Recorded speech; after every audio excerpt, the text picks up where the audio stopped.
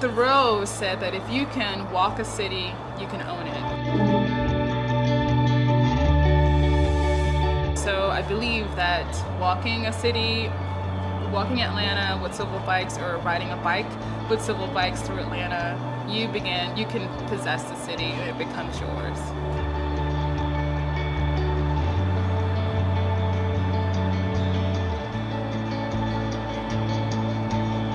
Anyone is welcome to bring their own bicycle for the ride, for a tour. However, if not, Relay Bike Share. It's a citywide experience where you can rent a bike, borrow it for a half an hour, and return it to any bike hub.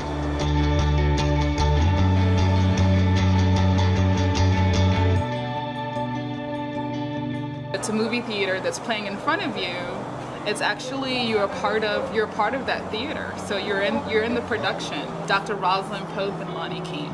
They're important because they were part of the leadership of the Atlanta student movement, which it was a student movement nationally that really turned the tide of the civil rights movement in the 60s.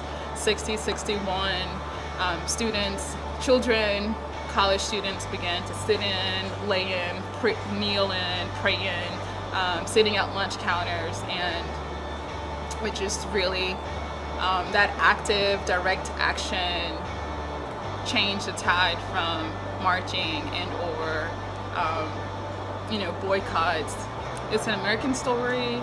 It's a universal story, like liberation and freedom and the quest for that.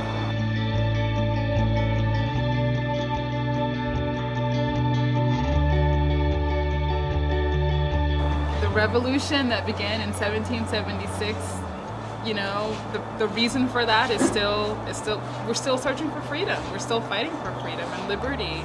So he said to get into the street and stay into the streets, and that's what the whole point really of going on a civil rights tour or on a civil bikes tour is to be active, get involved in your community, and do something.